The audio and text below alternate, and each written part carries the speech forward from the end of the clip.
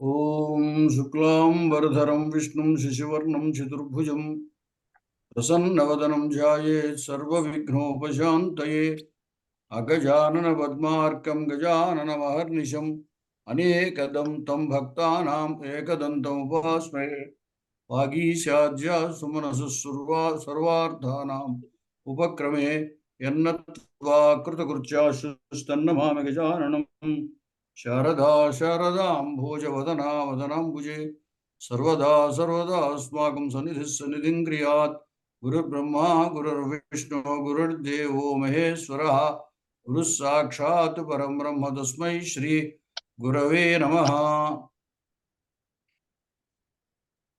నిన్న ఉపమాలంకారం కొంచెం చెప్పుకున్నాం.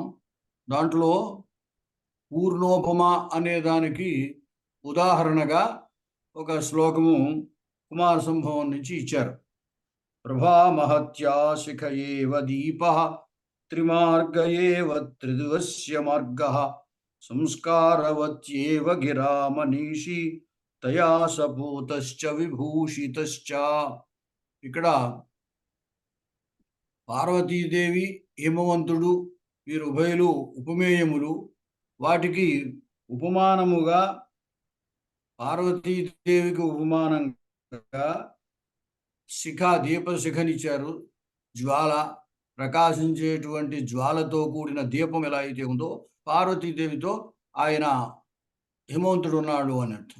పార్వతికి ఆ జ్వాలకి ఉపమాన ఉపమేయభావము, అలాగే హిమవంతునికి దీపానికి ఉపమాన ఉపమేయభావం. అదేవిధంగా త్రిమార్గ ఏవ త్రిదివస్య మార్గ అనే చోట ఆ గంగా నదితో కూడినటువంటి స్వర్గ మార్గము అని ఇచ్చారు. మార్గానికి హిమవంతుడికి ఉపమాన ఉపమేయభావము, అలాగే గంగానదికి పార్వతికి ఉపమాన ఉపమేయభావం. సంస్కారవత్యేవ గిరా మనీషి. ఇక్కడ విద్వాంసుడు మనీషి అనేటువంటి విద్వాంసునికి, పర్వతానికి హిమవంతునికి ఉపమాన ఉపమేయభావము. సంస్కారముతో కూడినటువంటి వాక్కు అటువంటి వాక్కుకి పార్వతికి ఉపమాన ఉపమేయభావం. అన్ని చోట్ల కూడా పూతశ్చ విభూషితశ్చ అనేటువంటిది సామాన్య ధర్మం అన్నమాట. ఆ విధంగా దీంట్లో ఉపమాన, ఉపమేయ, ఉపమావాచక, సమాన ధర్మములు అనేటువంటివి 4 చెప్పబడ్డాయి. కాబట్టి ఇది పూర్ణోపమ అవుతుందన్నమాట. తర్వాత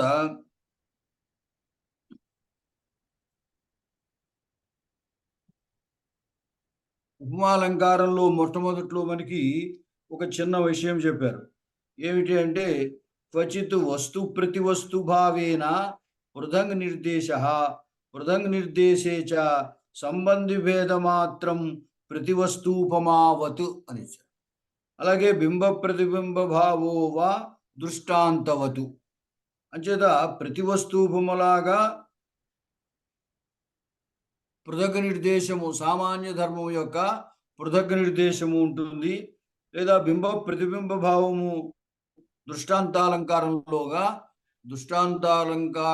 లాగా ఆ బింబ ప్రతిబింబ భావము ఉంటుంది. అటువంటిది కూడా ఉపమాలంకారంలో ఉంది అని చెప్పారు. దానికి ఉదాహరణగా యాంత్యా ముహుర్వలిత గంధరమానంతం ఆవృత్త వృంత శతపత్ర నిబంవహంత్యా దిగ్ధో మృతేన చ విషేణ చ పక్ష్మలాక్ష్యా గాఢం నిఖాత ఇవ మే హృదయే కటాక్ష.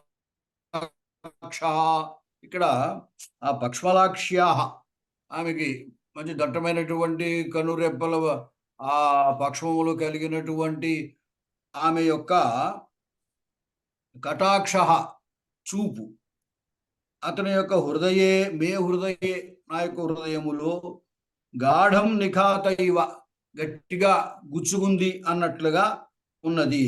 ఇక్కడ అమృతేన చ విషేణ చ దిగ్ధ, ఆమె యొక్క చూపు అమృతముతోటి విషముతోటి కూడా పూయబడి ఉంది అని. అంటే ఆ చూడడం చేత అతనికి ఆనందం కలుగుతోంది కాబట్టి అమృతం. అలాగే ఆమె చూపు హృదయంలో బాధను కలగజేస్తోంది, ప్రేమ సంబంధమైనటువంటి బాధను కలగజేస్తోంది కాబట్టి విషదిగ్ధం. ఆ విధంగా ఆమె యొక్క చూపు గాఢంగా అతని హృదయంలో నాటుకుంది అన్నట్లుగా ఉంది అని చెప్పాడు. ఇక్కడ యాంత్యా ముహుర్వలిత గంధరమానంతం, ఆమె వెళ్ళిపోతూ ఒకసారి మెడ పక్కకి తిప్పి చూసిందనమాట ఆమె. అంచేత ఆ మెడ పక్కకి తిప్పినటువంటి ముఖము కలిగినటువంటిదై ఆమె వెళుతూ వెళుతూ అతన్ని చూసింది. అలాగే ఆవృత్త వృంత శతపత్ర నిభం వహంత్యా, అది ఎట్లా ఉందిట అంటే ఆ పక్కకు తిరిగినటువంటి ఆవృత్త వృంత శతపత్ర నిభం అంటే తొడిమి పక్కకు తిరిగి ఉన్నటువంటి ఆ శతపత్రము కమలం లాగా ఉన్న ముఖం అన్నమాట. అటువంటి ముఖాన్ని కలిగి ఉన్నటువంటిది అని. ఇక్కడ ఏమిటంటే ఈ వంపు తిరిగినటువంటి ముఖమునకు, వంపు తిరిగినటువంటి పద్మానికి ఉపమానభూమే భావం అన్నమాట. వంపు తిరిగినటువంటి ఆ పద్మానికి, వంపు తిరిగినటువంటి ఆమె యొక్క ముఖానికి ఉపమానభూమే భావం. అది అయితే ఏమైంది, వంపు తిరగడము అనేది సామాన్య ధర్మం.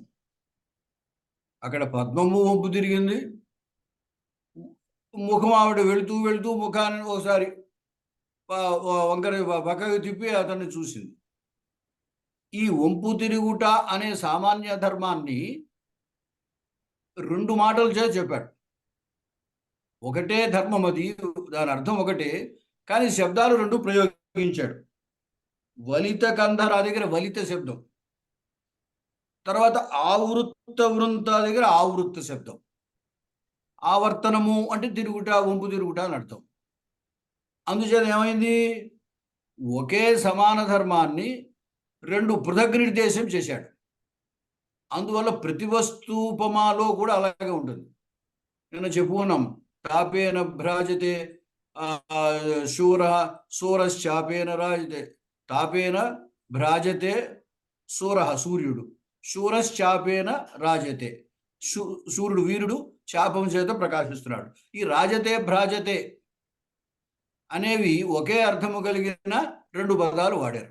అదేవిధంగా ఇక్కడ ఏమిటంటే, అంటే అది ప్రతి వస్తూపమాలంకారంలో మనకి ఇస్తారు ఉదాహరణగా. అంచేత ప్రతి వస్తూపమా ధర్మము కలిగి ఉన్నట్టుగా ఇక్కడ ఏం చేశారు, సామాన్య ధర్మాన్ని, ఒకే సామాన్య ధర్మాన్ని వేరు పదాల చేత నిర్దేశం చేశారు. ఇది కూడా ఒక రకమైనటువంటి ఉపమాలంకారమే అని చెప్పాడు. సంబంధి భేదాతు భిన్నే. ఇప్పుడు వలితత్వము, వంపు తిరగడము అనేటువంటి సమాన ధర్మం అయినా వాటికి సంబంధించి ఉన్నటువంటి అవి వేరే. అంటే పద్మం వేరు, ముఖం వేరు. కానీ ఈ వంపు తిరగడం అనేటువంటి మాత్రం సమాన ధర్మం అన్నమాట. ధర్మి అభిప్రాయేణతు బింబ ప్రతిబింబత్వమేవా. ధర్మి అభిప్రాయం అంటే వంపు తిరిగిన ముఖము, వంపు తిరిగిన పద్మము, ముఖము పద్మము తీసుకుంటే బింబ ప్రతిబింబ భావం. సామాన్య ధర్మాన్ని విడిగా చెప్పడం చేత ప్రతివస్తు మా భావం అదనమాట. తర్వాత మరొక ఉదాహరణ చూపిస్తున్నారు. పాండ్యోయం హంసార్పితలంబహార క్లుప్తంగరాగో హరిచందనేన ఆభాతి బాలాతప రక్తసాను సనిర్జరోద్గార ఇవాద్రిరాజ. అది ఇంద్రుమతి స్వయంవరం ఘట్టంలో పాండ్య దేశపు రాజు, పాండ్యుడు అని అంటాం, ఆయనని వర్ణించిన సందర్భం. పాండ్యోయం హంసార్పిత లంబహార. ఇక్కడ మెడలో వేలాడుతున్నటువంటి ముత్యాలహారం కలిగి ఉన్నటువంటి వాడు. క్లుప్తంగరాగో హరిచందనేనా. ఆ హరిచందనం పూసుకోవడం చేత, అంగరాగము అంటే మైపోత, శరీరానికి పూసుకునేటువంటి ఫెయిర్ అండ్ లవ్లు అట్లాంటివి పూసుకుంటారు కదా, ఫెయిర్ ఇన్ హ్యాండ్స్ మగాళ్ళు అయితే. అట్లాంటిది అనమాట ఇది. అంగరాగము పూసుకునేవారు పూర్వకాలం చల్లగా ఉండడం కోసం. ఆ అంగరాగం అంటేనే మైపోతా అని అర్థము. ఇక్కడ హరిచందనం రాసుకున్నారు. ఇది కొంచెం ఎర్రగా ఉంటుంది. ఈ ఎర్రగా ఉన్నటువంటి చందనము, తెల్లగా స్వచ్ఛంగా ఉన్నటువంటి ముత్యాల హారము ధరించినటువంటి ఆయన పాండ్యరాజు. ఆ పాండ్యరాజుని పర్వతంతో పోల్చాడు. ఇవ అద్రిరాజ, అద్రిరాజు అంటే మనం హిమవత్ పర్వతం అని చెబుతాం. కాబట్టి అద్రిరాజ ఇవ, హిమవత్ పర్వతంలాగా ఉన్నాడు. అంటే పాండ్యుడికి హిమవత్ పర్వతానికి ఉపమాన ఉపమేయ భావం అన్నమాట. ఉపమేయం పాండ్యుడు, ఉపమానం పర్వతం, హిమవత్ పర్వతం. అయితే హిమవత్ పర్వతంలో ఉన్న ధర్మాన్ని ఏం చెప్పాడు? ఆభాతి బాలాతప రక్తసాను. ఆ లేత సూర్యుడు అంటే సూర్యుడు అప్పుడప్పుడే ఉదయిస్తున్నాడు. ఆ ఉదయించేటప్పుడు ఎర్రగా ఉంటాడు. ఆ ఆయన చేత, ఆయన కిరణముల చేత ఈ పర్వత సానువులు కూడా ఎర్రగా ప్రకాశిస్తున్నాయి. తర్వాత సనిర్జరోద్గార, అలాగే సెలయేళ్ళ యొక్క ప్రవాహం అది స్వచ్ఛంగా ఉంటుంది. సెలయేళ్ళ యొక్క ప్రవాహం నీరు. ఇక్కడ ఆయన మెళ్ళో వేలాడేటువంటి హారము స్వచ్ఛంగా ఉన్నది. ఈ పర్వతం మీద ఉన్నటువంటి ఆ నిర్జరముల యొక్క ప్రవాహము నీరు అది స్వచ్ఛంగా ఉన్నది. అలాగే ఆయన శరీరానికి పూసుకున్నటువంటి చందనము అది ఎర్రగా ఉన్నది. ఈ పర్వత సానువుల మీద వ్యాపించినటువంటి బాలసూర్యుని యొక్క కిరణాలు ఉండడం చేత అవి కూడా సానువులు ఎర్రగా ఉన్నాయి. అంటే పర్వతములో చెప్పినటువంటి ఈ స్వచ్ఛత, ఎరుపుదనము, ఈ రెండు అక్కడ ఉన్నటువంటి పాండ్యరాజులో ఉన్నటువంటి మాలలో ఉన్న హారంలో ఉన్నటువంటి స్వచ్ఛత, ఆయన పూసుకున్నటువంటి మైపోతలో ఉన్నటువంటి ఎర్రదనము, ఈ రెండిటికి సమాన ధర్మాలు అన్నమాట. అంటే స్వచ్ఛత, ఎర్రదనము అనేవి ఉభయంలో చెప్పినటువంటి సమాన ధర్మాలు. ఈ విధంగా ఉపమాన ఉపమేయ భావం వాటికి చెప్పడం చేత ఇది ఉపమాలంకారం అవుతోంది అంటూ ఇంకొక మాట ఏం చెప్పాడంటే, ఇవి వాస్తవానికి బాలాతపము వ్యాపించడం చేత వచ్చే ఎర్రతనం వేరు, ఏదో హరిచందనం పూసుకుంటే ఉండే ఎర్రతనం వేరు. రెండు ఎర్రగా ఉన్నట్టుగానే అనిపించచ్చు, కానీ ఆ ఎర్రదనంలో తేడా ఉంటుంది. అలాగే హారముల యొక్క స్వచ్ఛత, సెలయేటి యొక్క స్వచ్ఛత, ఆ స్వచ్ఛతలో కూడా తేడా ఉంది. అందువల్ల ఏం చెప్తున్నాడు ఇక్కడ?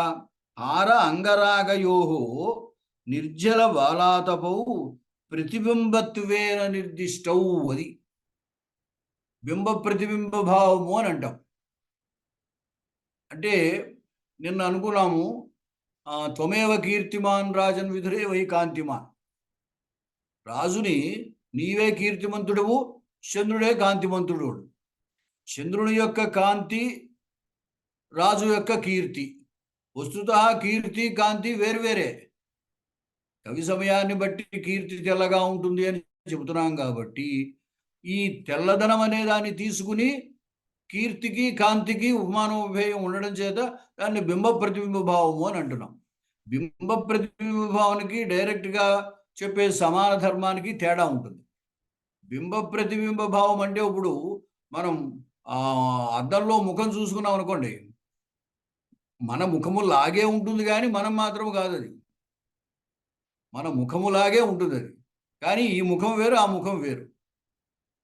అది బింబ ప్రతిబింబ భావం అంటే. సాదృశ్యం అనేటువంటిది తీసుకుంటే ఓ చల్లదనమనో లేకపోతే వర్తులత్వం, గుండ్రనిదనమనో ఆ సమాన ధర్మములు ఒకలా ఉంటాయి. అంటే సాధారణ సాదృశ్య ధర్మం కంటే ఇది వేరనమాట. అంటే ఉపమాలంకారంలో సాదృశ్యం చెప్తున్నప్పటికీ ఈ సాదృశ్యంలో బింబ ప్రతిబింబ భావం ఉంటుంది. అందుకోసం ఇక్కడ ఇలా ఇచ్చారు. హార అంగరాగయోహో, హారములో స్వచ్ఛత ఉంది, అంగరాగానికి రక్తవర్ణతో ఎర్రదనం ఉంది. నిర్జల బాలాతపు, నిర్జల సెలయేరు, బాలాతపము లేత సూర్యుని యొక్క కాంతి, ఆ ఎండ, వీటికి ప్రతిబింబ భావం ఉన్నది అని చెప్తున్నాడు. అంటే ధర్మి శబ్దం, ధర్మి తీసుకుని బింబ ప్రతిబింబ భావం. ధర్మముని ఆశ్రయించి ధర్మి. ధర్మము ఏదో తెల్లదనము, స్వచ్ఛత, ఎర్రదనము, అవి ధర్మాలు. అవి కలిగినటువంటివి ధర్మి అవుతాయి, ధర్ములు అంటాం అనుకోండి. ఆ ధర్మిని తీసుకుని బింబ ప్రతిబింబ భావం అన్నమాట. అంటే రాజుకి చంద్రుడికి చెప్పినట్టుగా, రాజు యొక్క కీర్తి, చంద్రుని యొక్క కాంతి, ఈ రెండు ఒకటి కాకపోయినా ఈ రెండిట్లోనూ తెల్లదనం అని దృష్టిలో పెట్టుకుని, ఆ రెండిటికి ఉన్న సాదృశ్యాన్ని దృష్టిలో పెట్టుకుంటే అవి కలిగినటువంటి వ్యక్తులు రాజు, చంద్రుడు. ఆ రెండిటికి బింబ ప్రతిబింబ భావం అన్నమాట. అలాగే ధర్ములకు ప్రతిబింబ భావం ఉంటుందన్నమాట. వెనకాల చెప్పిన దాంట్లో సాదృశ్య ధర్మం, ఆ సాదృశ్యం ఏదైతే ధర్మాన్ని చెబుతున్నామో అది ప్రతి వస్తువు. ఎందుకంటే రెండు ధర్మాలు చెబుతున్నాడు, అదే రెండు మాటల చేత ఒకే ధర్మాన్ని రెండు మాటల చేత చెబుతున్నాడు. అలా చెబితే దాన్ని ప్రతివస్తుపమా అని అంటాము. కాబట్టి ఆ ప్రతివస్తుపమా లక్షణం కలిగినటువంటి ఉపమాలంకారం అన్నమాట అది. ఇక్కడేమో బింబ ప్రతిబింబ భావం కలిగినటువంటి ఉపమాలంకారం అన్నమాట. తర్వాత అనన్వయ. ఈ అనన్వయ యొక్క ప్రస్తావన నిన్న కూడా కొంచెం వచ్చింది. అనన్వయము అంటే నా అన్వయ యస్య సహ అనన్వయ అని, లేదా నా అన్వేతీతి అనన్వయ అనమాట. అన్వయించకపోవడము అని. అన్వయించకపోవడం అంటే ఉపమాన ఉపమేయమును సాదృశ్యం చెప్పడానికి వేరొక సదృశ్యమైన వస్తువంతర అలభ్యత అనమాట. సాదృశ్యం కలిగినటువంటి వేరొక వస్తువు కనపడకపోవడం, లభించకపోవడం, దాన్నే అనన్వయము అని అన్నారు. ఏకస్యైవ ఉపమాన ఉపమేయత్వే అనన్వయ. ఒకే దానికి ఉపమానత్వాన్ని ఉపమేయత్వాన్ని చెబితే అది అనన్వయాలంకారం అవుతుంది. ఉపమానోపమేయత్వం యదైకస్యైవ వస్తునః అని చంద్రాలోకంలో చెప్పిన లక్షణం. ఒకే వస్తువుకి ఉపమానోపమేయత్వం ఉన్నది. అంటే సదృశ ద్వితీయ వస్తులాభ, దాంట్లో ఉన్న మూలం కారణం అది. వాచ్యాభిప్రాయేణ పూర్వరూపావగమ ఏకస్య తు విరుద్ధ ధర్మ సంసర్గో ద్వితీయ సబ్రహ్మచారి నివృత్త్యర్థ అతయేవ అనన్వయ ఇతి యోగః అపి అత్ర సంభవతి. అంటే అనన్వయము అనేది యోగం అంటే వ్యుత్పత్తి అన్నమాట. నా అన్వయ యస్య అనన్వయ అని కానీ, నా అన్వేతీతి అనన్వయ అని కానీ.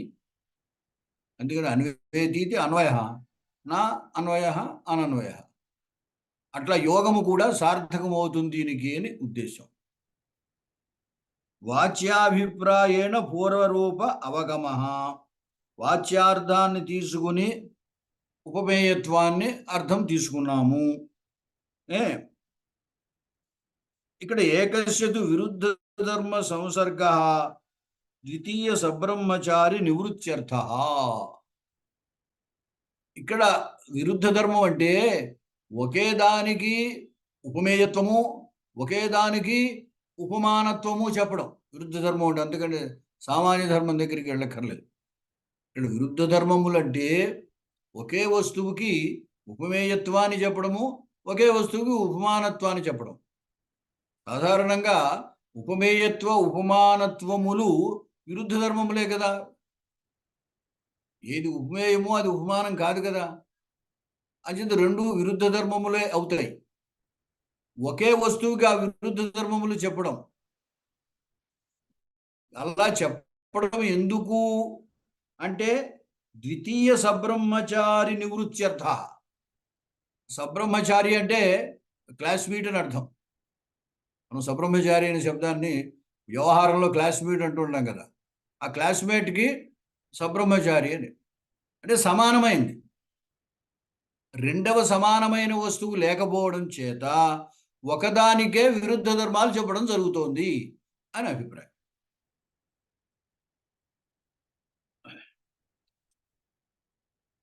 ఉదాహరణ చూడండి.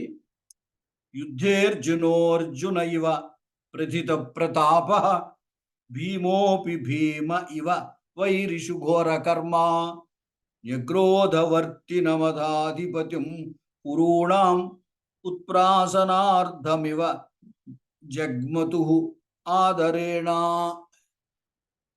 అర్జునుడు భీముడు ఆ న్యగ్రోధ వృక్షం, వటవృక్షం కింద కూర్చున్నటువంటి ఆ ధృతరాష్ట్రుడి దగ్గరికి వెళ్ళి పలకరించారట. అంటే ఊరికే వేళాకోళం ఏళం చేయడం అనమాట. చూసేవా మీ వాళ్ళ బతుకు ఏమైందో అని చెప్పడం కోసం.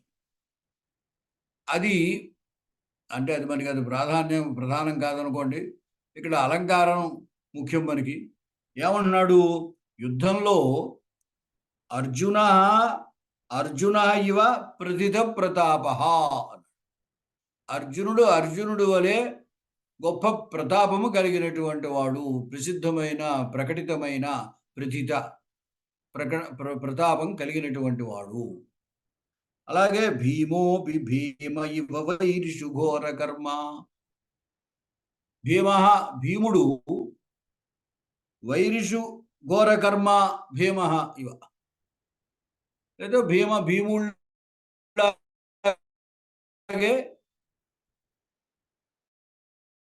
శత్రువుల విషయంలో చాలా భీముడితోటే పోల్చాడు, అర్జునుడితోటే పోల్చాడు.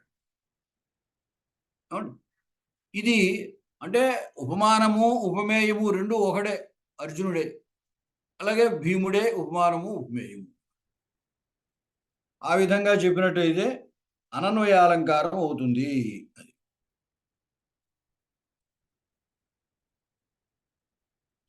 తర్వాత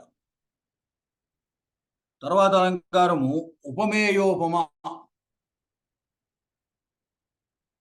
పర్యాయేణ ద్వయోశ్చేద్ ఉపమేయోపమా మత.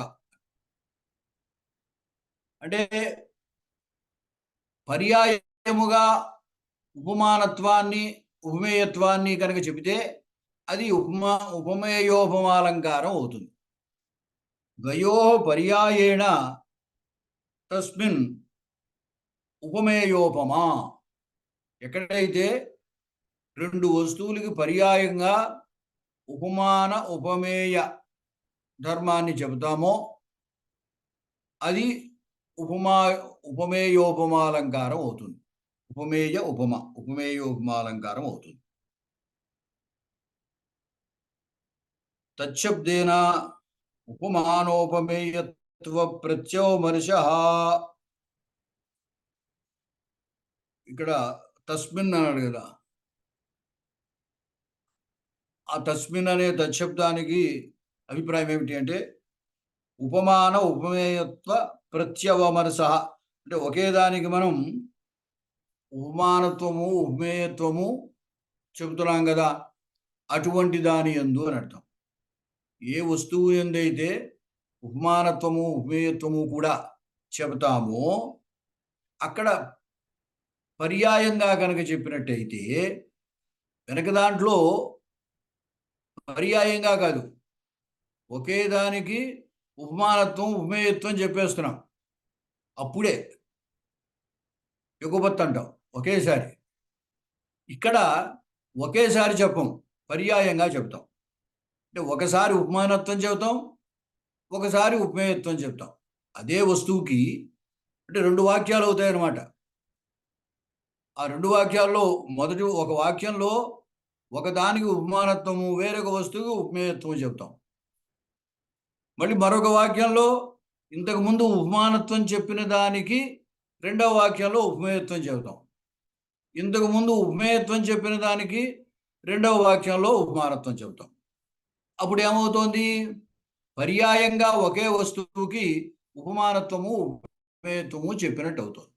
ఒకేసారి కాదు, పర్యాయంగా. ఓసారిది ఓసారి. అంటే వెనకటి దానికి దీనికి అలంకారంలో తేడా.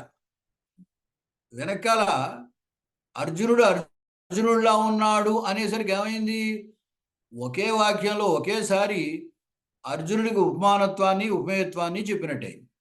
ఇక్కడ అలా కాదు, ఒకసారి ఉపమానత్వం చెబుతాం, అదే వస్తువుకి మరోసారి ఉపమేయత్వం చెబుతాం అనమాట. పర్యాయో యోగపద్య అభావ.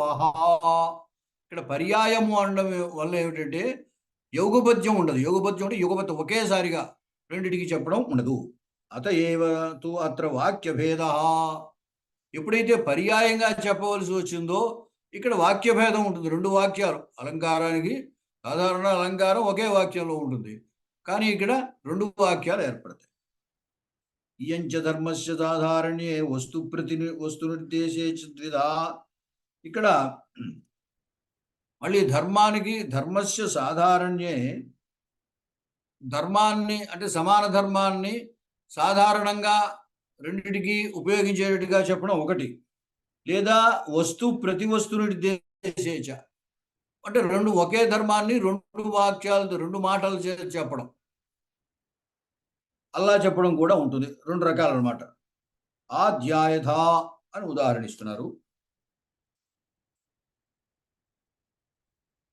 ఖమివ జలం జలమివ ఖం హంస చంద్రైవ చంద్రైవ హంస హంస చంద్రైవ హంసైవ చంద్ర.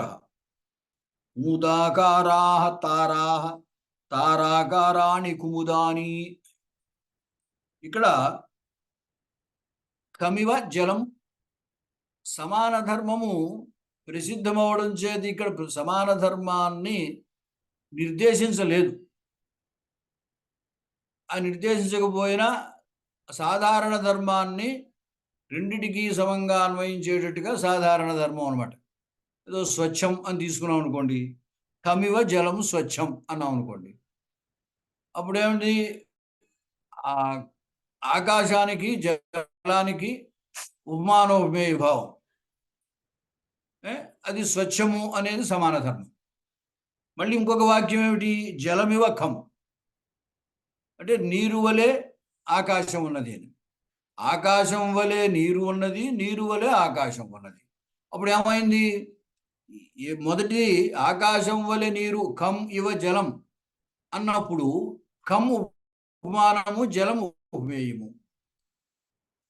రెండవ వాక్యంలో జలం ఇవ ఖం అన్నప్పుడు జలం ఉపమానము ఖం ఉపమేయము. అందుచేత ఇప్పుడు చూస్తే ఏమవుతుందనమాట, ఈ రెండు వాక్యాలని ఒకేసారి గమనించినట్టయితే ఈ ఖం అనేది మొదటి వాక్యంలో ఉపమానంగాను రెండవ వాక్యంలో ఉపమేయంగాను ఉంది. అలాగే జలం కూడా మొదటి వాక్యంలో ఉపమేయంగాను రెండవ వాక్యంలో ఉపమానంగాను ఉందన్నమాట. ఇట్లాగే మిగతా చోట కూడా హంస చంద్రైవ, మళ్ళీ చంద్ర హంసైవ, అలాగే కుముదాకారా తారా కుముదాకారా ఇవ తారా, అలాగే తారాకారాణి కుముదాని. అంటే ఏమన్నమాట, ఇంక ఇవ ఆకార శబ్దం వేశారు, ఇవ శబ్దం అక్కర్లేకుండాను.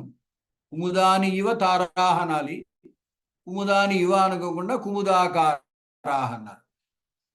కుముదాకారాహ తారాహ, తారాహ ఉపమేయము, కుముదములు ఉపమానము. తర్వాత దాంట్లో తారాకారాని కుముదాని, ఇక్కడ తారలు ఉపమానములు, కుముదములు ఉపమేయము.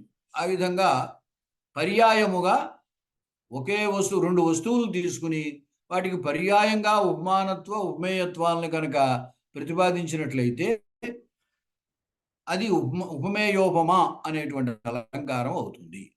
ఇక్కడ సాధారణ ధర్మము అనేది స్వచ్ఛతనో కాంతిమత్వమనో అట్లాగేదో తీసుకునే, అంటే స్వచ్ఛత అన్నిటికీ సరిపోతుంది. ఆకాశము, జలము, చంద్రుడు, హంస, తారలు, కుముదములు, వీటన్నిటికీ కూడా స్వచ్ఛత అనే దాన్ని కనుక తీసుకున్నట్టయితే సమాన ధర్మంగా సరిపోతుంది. మనం రెండేసి వాక్యాలకి తీసుకుంటే చాలు. ఆ రెండేసి వాక్యాల్లో స్వచ్ఛత అనేది సమాన ధర్మము, అది ప్రసిద్ధమే కాబట్టి ఇక్కడ ఇవ్వలేదు. అది మనకి వ్యంగ్యంగా, వాచ్యంగా ఇవ్వకపోయినా వ్యంగ్యంగా అది సూచింపబడింది అనమాట. ఇది ఆయన చెప్పినటువంటి రెండు రకాల్లో ఏమని చెప్పారు వెనకాల వాక్యంలో, ధర్మస్య సాధారణ్యే వస్తు ప్రతి వస్తు నిర్దేశేచ అది ధర్మస్య సాధారణీయే అనే దానికి ఇది ఉదాహరణ అన్నమాట. అంటే ఒకే ధర్మము ఇంక చెప్పలేదు కానీ ఆ స్వచ్ఛత అనేటువంటి సమాన ధర్మము ఇక్కడ ఊహించుకోవాల్సింది అనమాట. రెండవది వస్తు ప్రతి వస్తు నిర్దేశం అంటే సమాన ధర్మాన్ని మళ్ళీ నిర్దేశం చేయడం వేరుగా. దానికి ఉదాహరణగా రెండవది ఇచ్చారు. సచ్ఛాయాంభోజ వదనాః సచ్ఛాయ వదనాంబుజాః వాప్యోంగనా ఇవాభాంతి యత్ర వాప్య ఇవాంగనాః. సచ్ఛాయా అంభోజవదనాః అంభోజవదన సచ్ఛాయ అంటే ఛాయా సహితం. ఛాయ అంటే చక్కని శోభ అని అర్థం అనుకోండి. సచ్ఛాయ అంభోజవదన అంభోజవదన అనేటప్పుడు ఏం చెప్తాము? అంభోజము వంటి వదనములు కలిగినటువంటి వారు అని చెప్పాలి. తర్వాత ఏముంది? వదనాంబుజా వదనముల వంటి అంబుజములు కలిగినవి. అంబుజముల వంటి వదనములు కలిగినవి, వదనముల వంటి అంబుజములు కలిగినవి. ఏమవుతోంది ఇక్కడ? అంభోజవదన అన్నప్పుడు అంభోజముల వంటి వదనములు అన్నామంటే అంభోజములు ఉపమానము, వదనములు ఉపమేయము. మరో దాంట్లో వదనాంబుజ అన్నప్పుడు వదనముల వంటి అంబుజములు అన్నాం అనుకోండి. అప్పుడు వదనము ఇందాక ఉపమేయముగా ఉన్న వదనములు ఇక్కడ ఉపమానం, ఇందాక ఉపమానముగా ఉన్న అంబుజములు ఇక్కడ ఉపమేయం. ఆ విధంగా ఉపమాన ఉపమేయత్వాన్ని ఒకసారి వదనానికి ఒకసారి అంబుజాలకి చెప్పినట్టయింది. ఆ విధంగా ఇది ఉపమేయోపమా అనే అలంకారం అవుతోంది. మొదట ఉపమా అనే లక్షణం సరిపోయింది. ఇక ఆయన చెప్పిన భేదంలో ఏమిటి? సాధారణ్యే ప్రతి వస్తు నిర్దేశే అన్నారు. అన్నిటికీ కలిపి ఒకటే సామాన్య ధర్మాన్ని ఒకే స్వర నిర్దేశం చేయడము అనే దానికి ఇందాక ఉదాహరణ చెప్పుకున్నాం. ఇప్పుడు ఏమిటి? వస్తు ప్రతి వస్తు నిర్దేశం. ఈ సచ్ఛాయ అనేటువంటిది సత్తు ఛాయ, మంచి ఛాయా శబ్దానికి నీడ అని ప్రసిద్ధమే, కానీ కాంతి అని కూడా అర్థం. శోభ, కాంతి అని కూడా. చూడండి, మనం లోక వ్యవహారంలో చామన ఛాయ అంటుంటాం. చామన ఛాయ అంటే ఛాయ అనమాట. అంచేత ఈ ఛాయా శబ్దానికి శోభ అని, కాంతి అని కూడా అర్థం అనమాట.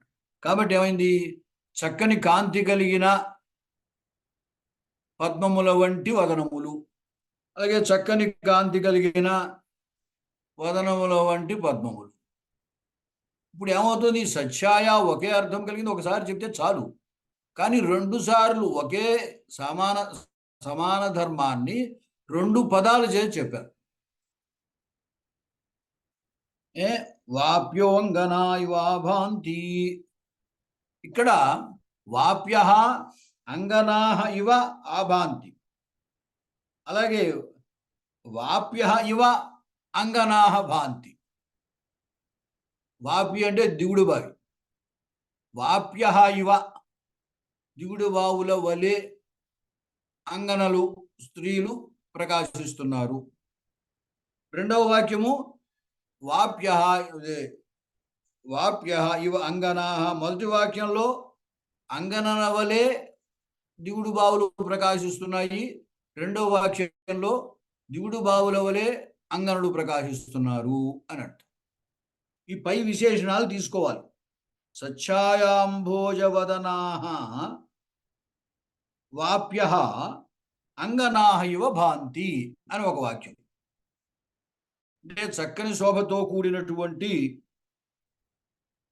పద్మముల వంటి వదనములు కలిగిన వాప్యః, ఆ దిగుడు బావులు అంగనాహ ఇవ భాంతి, అంగనల వలె ప్రకాశిస్తున్నాయి. అంటే ఏమిటి? ఆ దిగుడు బావుల్లో పద్మములు వికసించి ఉన్నాయి. ఆ పద్మములమో వారి ముఖాల్లాగా, స్త్రీల ముఖాల్లాగా ఉన్నాయి. అందుచేత ఏం చెప్పాడు? ఆ వదనముల వంటి పద్మములు కలిగినటువంటి ఈ నూతులు స్త్రీల వలె ప్రకాశిస్తున్నాయి అని ఒక వాక్యం. రెండవది ఏమిటి? సచ్చాయ వదనాంబుజాహ వాప్య ఇవ అంగనాహ భాంతి. ఇప్పుడు అంగనలను వర్ణిస్తున్నాడు. అందుకోసం అక్కడ ఏం చెప్పారు? చక్కని ఛాయ కలిగినటువంటి వదనాంబుజాహ, వదనాంబుజములు అంటే వదనముల వంటి అంబుజములు కలిగినవి నూతులు అవుతాయి. అదే ఒకదానికి, మొదటి దానికి అంభోజవదన అనే దీనికి చెప్పాలండి. అంభోజవదనా వదనాంబుజా, వదనాంబుజా అప్పుడేమవుతుంది? వదనముల వంటి అంబుజములు, వదనముల వంటి అంబుజములు కలిగిన నూతులు అంగన వలె ప్రకాశిస్తున్నారు అని మొదటి వాక్యము. రెండవది పద్మముల వంటి వదనములు కలిగినటువంటి అంగన స్త్రీలు వాప్య ఇవ భాంతి అన్నాడు. ఈ విధంగా ఏమవుతుంది ఇక్కడ? జాగ్రత్తగా ఒక్కసారి కొంచెం ఇటు అటు చెప్పినట్టున్నాను, ఒకసారి చూడండి. అంభోజవదనాహ, పద్మముల వంటి వదనములు కలిగిన, పద్మములు అంభోజవదనాహ. ఒక పని చేద్దాంలండి. అంభోజవదనాహ అంటే వదనాని ఇవ అంబుజాని యస్యాహ అయితే యాసాంతాహ. ఎందుకంటే ఉమితం వ్యాఘ్రాది సామాన్య ప్రయోగే అని కదా. అంచేత ఆ పురుష వ్యాఘ్రహాలాగా ఉపమాన ఉత్తరపద కర్మధారయాలు చెప్పాలి. కరెక్ట్. ఉపమాన ఉత్తరపద కర్మధారయం చెప్పాలి. అప్పుడు అంభోజవదనా అని మొదటి వాక్యంలో అంభోజవదనా అంటే వదనముల వంటి పద్మములు కలిగిన నూతులు. వదనముల వంటి పద్మం అంటే తెలుగులోకి వచ్చేసరికి ఏమవుతుందంటే తిరగబడుతోంది. వదనముల వంటి పద్మములు. సంస్కృతంలో అయితే పద్మములు ముందును వదనాలు తర్వాత ఉంటాయి.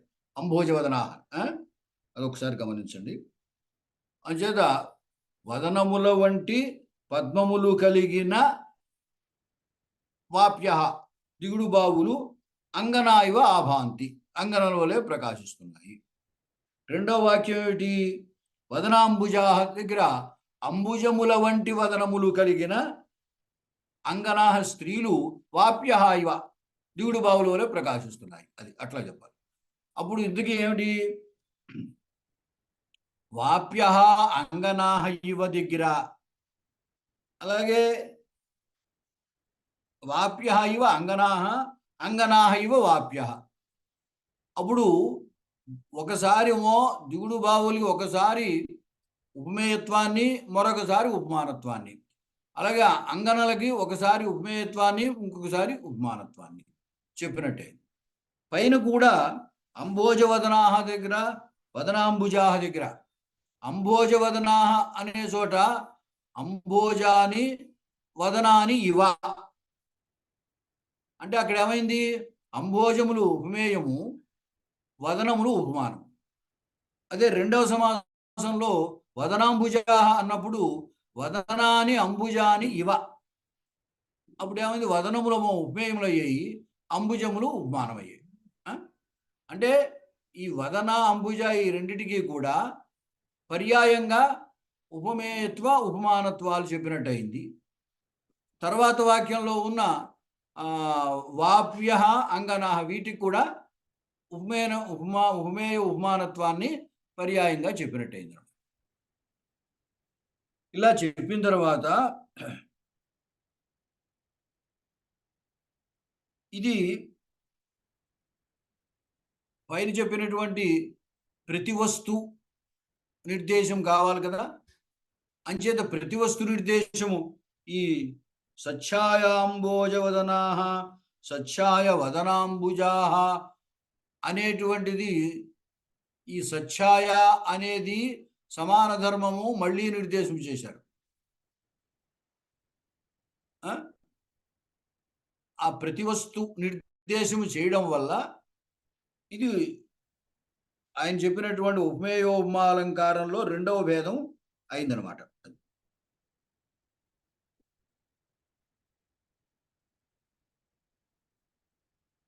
తర్వాత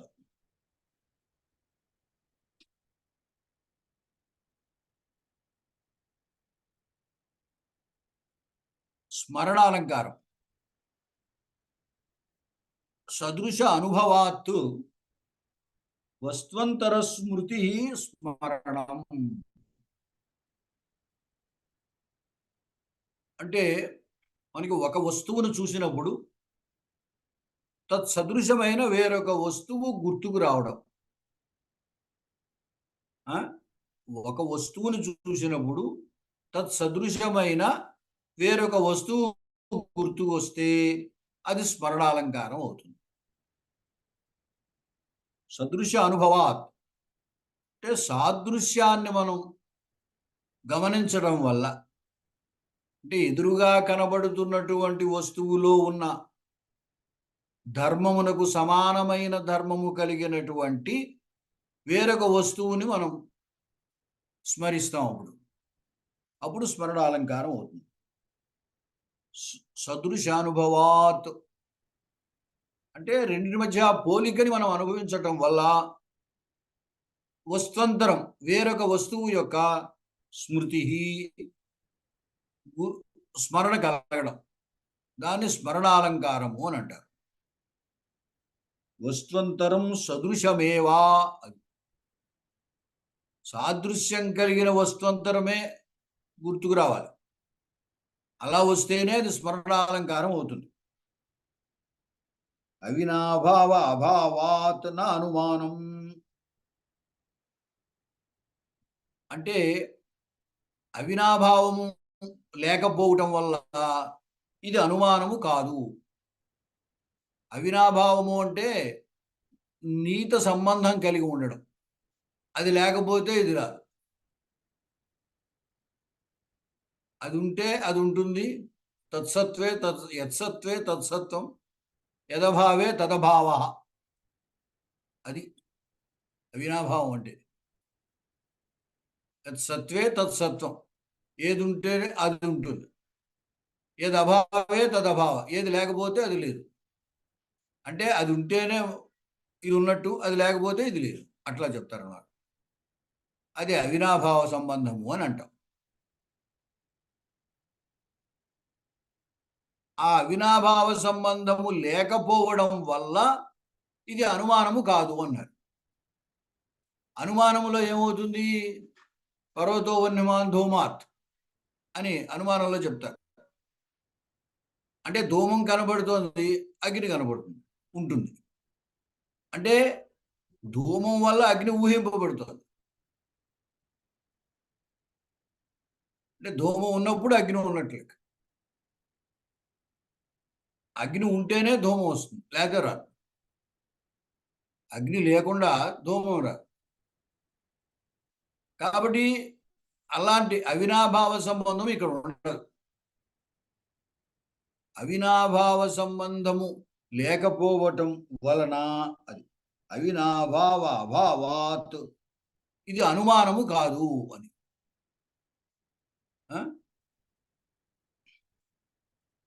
యథా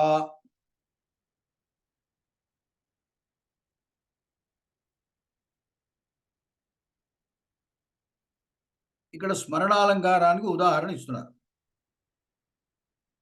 అతిశయిత సురాసుర ప్రభావం శిశుమవలోక్య తవైవ తుల్య రూపం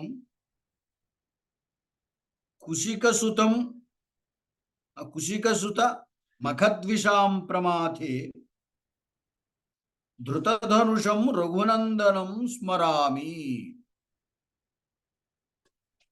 ఇక్కడ అతిశయిత సురాసుర ప్రభావం శిశుం అవలోక్య అంటే అతిశయించినటువంటి దేవదానవుల యొక్క ప్రభావము కలిగినటువంటి ఈ కుమారుణ్ణి చూసి శిశుం అవలోక్య, ఈ శిశువుని చూసి తవైవ తుల్య రూపం, నీతోటి సమానమైనటువంటి సమానమైన రూపము కలిగినటువంటి ఇతన్ని చూసి ధృతధనుషం రఘునందనం స్మరామి, ధనుస్సు ధరించిన రాముణ్ణి నేను స్మరిస్తున్నాను అన్నాడు. అంటే ఇక్కడ ఆ యుద్ధానికి ఆసక్తి కలిగినటువంటి లవుడిని చూసి సుమంత్రుడు అంటున్నటువంటిది లక్ష్మణుడి యొక్క కుమారుడైన చంద్రకేతువుతో సుమంత్రుడు అంటున్న మాట. లవుణ్ణి చూసి, లవుడు రాముని యొక్క కుమారుడు కదా, లవకుశుడు. అంచేత ఈ లవుడు దేవదానవ దేవదానవులతో ప్రభావం కలిగినటువంటి అంతటి సుర ప్రభావమైనటువంటి పౌరుషం కలిగినటువంటి అతిశయించినటువంటి అటువంటి వాడనమాట.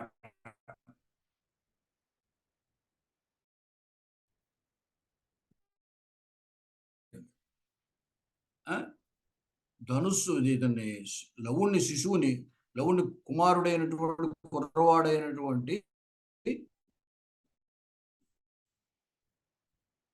లవుణ్ణి చూసిన ఉభయులకి సురాసుర ప్రభావం, ఆ సురాసుర ప్రభావము కలిగి ఉండడము రామునిలోని ధర్మము. ఇక్కడ కుర్రవాడైనటువంటి లవుల్లో కూడా ఆ సురాసుర ప్రభావం అనే ధర్మం కనబడింది. అంచేత సమాన ధర్మం, సదృశమైన వ్యక్తి అనమాట. ఈ లవుణ్ణి చూడగానే అతడికి రాముడు గుర్తుకొచ్చాడు. అంటే స్మరణాలంకారం అవుతుంది. సాదృశ్యం ఉండాలి. సదృశానుభవాత్ అని చెప్పారు కదా. అంటే సాదృశ్యాన్ని మనం గమనించడం వల్ల ఈ సురాసుర అంచేత ఆ లవుణ్ణి చూడగానే అటువంటి సురాసుర ప్రభావము కలిగినటువంటి రాముణ్ణి స్మరించాడు. ధృతధనుషం రఘునందనం స్మరామి. ఏదో కుశికసుత మఖద్విషాం ప్రమాదే, ఇది పెద్ద విషయం కాదనుకోండి. అయినప్పటికీ అది ఏమిటంటే విశ్వామిత్రుని ద్వేషించేటువంటి, అదే విశ్వామిత్రుని యజ్ఞాన్ని ద్వేషించేటువంటి వారు ఎవరైతే ఉన్నారో రాక్షసులు, వాళ్ళని కొట్టినటువంటి, అంటే ఆ కొట్టిన సమయంలో, ప్రమాద సమయంలో కొట్టినటువంటి సందర్భంలో ఉన్నటువంటి ధనుస్సు ధరించినటువంటి రాముణ్ణి స్మరిస్తున్నాను అన్నాడు. ఇక్కడ సురాసుర ప్రభావం అనడం వల్ల ఆ సురాసుర ప్రభావము కలిగినటువంటి, అతిశయించిన ప్రభావము కలిగినటువంటి ఆ శిశువుణ్ణి చూడి ఆ మారీచ స్వభావాన్ని కొట్టాడు కదా ఆయన రాముడు. అలా కొట్టినటువంటి ఆ ధనుసు ధరించిన రాముణ్ణి స్మరిస్తున్నాను అన్నాడు. ఇక్కడ కావాల్సింది ఏమిటంటే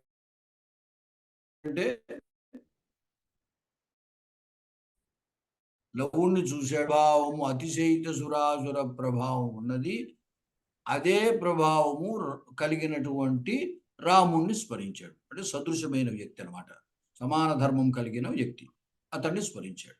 కాబట్టి లవుణ్ణి చూసి రాముణ్ణి స్మరించడం అనేది స్మరణాలంకారం అవుతుంది. తర్వాత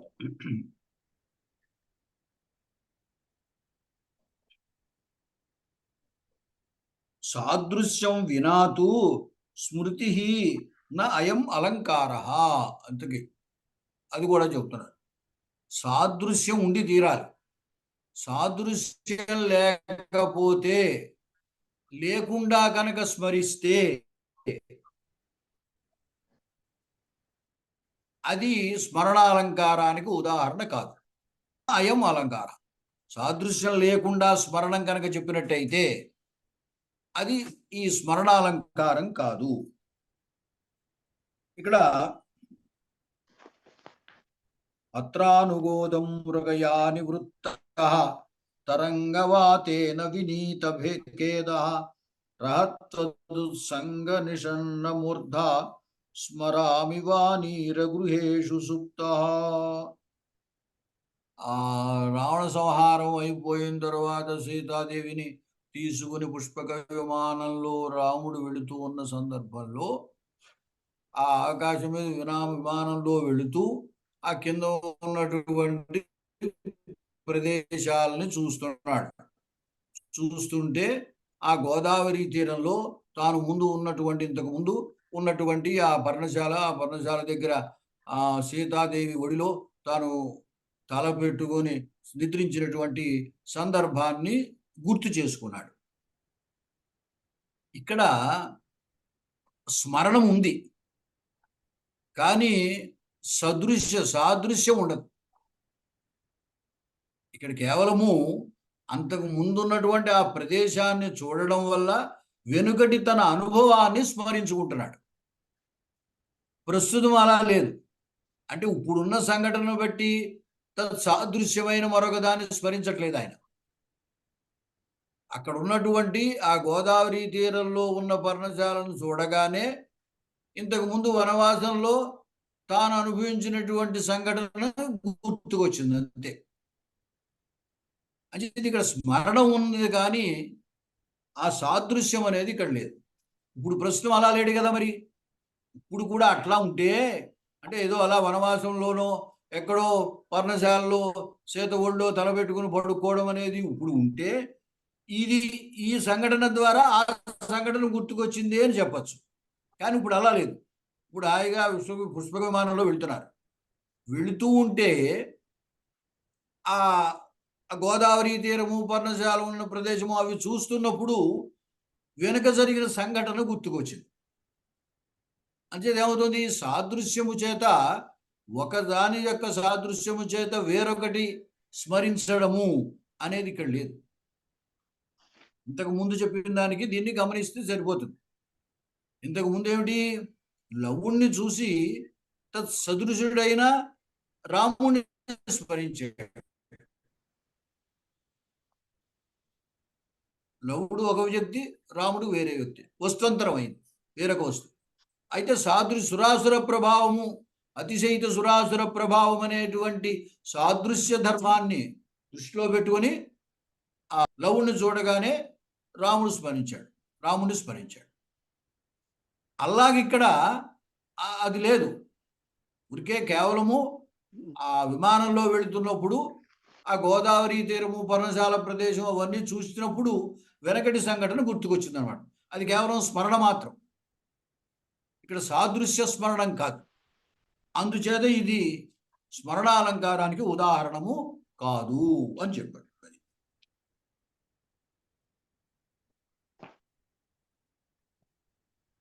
అత్ర చ కర్తృ విశేషణానాం స్మర్తవ్య దశాభావిత్వే స్మర్తృ దశాభావిత్వం అసమీచీనమేవా. అంటే కర్తకి చెప్పిన అవి భూతకాలంలో జరిగినటువంటి స్మర్తవ్య దశాభావిత్వే అంటే స్మరింపదగినవి, అంటే ఇప్పుడు లేవు అని అర్థం. అవి స్మరింపదగినవే కానీ ఇప్పుడు చూడదగినవి కాదు. అంచేత స్మరింపదగినవిగా ఉండటం వల్ల స్మర్తృదశాభావిత్వం, అవి ఇప్పుడు ఉన్నట్టుగా భావించడం కుదరదు. కాబట్టి స్మరించే ఆ వ్యక్తి ఎవడైతే ఉన్నాడో అంటే రాముడు, అతను ఇప్పుడు అనుభవిస్తున్నట్టుగా లేదు. కాబట్టి అలా నిబంధింపబడడం ఆ స్మర్తృదశాభావిత్వంగా నిబంధింపబడడం అనేటువంటిది అసమీచీనమేవా, యుక్తము కాదు. అంటే మనము ఈ స్మరణాలంకారం కుదరాలి అంటే అవి ఉండాలి. అంటే ఎవరైతే స్మరిస్తున్నాడో అతడు అటువంటి సన్నివేశములో ఉండాలి. అలా ఉన్నప్పుడే ఈ స్మరణాలంకారం అవుతుంది. అంటే ఇప్పుడున్న రాముడిలో ఇంతకు ముందు ఏవైతే ఉన్నాయో ఆ దశ ఉన్నట్టుగా భావించడం సమంజసం కాదు. కాబట్టి ఇది స్మరణాలంకారానికి ఉదాహరణ కాదు. అది సరే.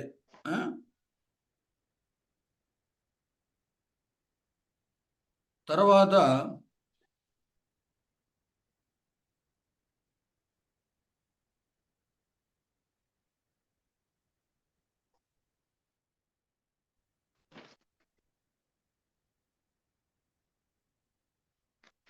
అంటే తర్వాత ఇంక దీనికి సంబంధించిన ఉదాహరణ కాదనుకోవడం అవసరం లేదు. ముఖ్యంగా మనం స్మరణాలంకారాన్ని ఉదాహరణ తీసుకుంటే సరిపోతుంది. మిగతావి అవసరం ఇక్కడ సంబంధం లేదు, ఇక్కడ అవసరం లేదు అవి. తర్వాత రూపకాలంకారము చెప్పుకోవాలి. అంటే రూపకాలంకారం రేపు చెప్తానండి, ఎందుకంటే రూపకాలంకారంలో 8 భేదాలు ఉంటాయి. అందువల్ల ఏకంగా రేపు ఆ 8 ఒకేసారి చెప్పుకోవచ్చు. ఇక్కడితోటి ఆపేద్దాం. ఏమండి? అలాగే అండి. శుభం.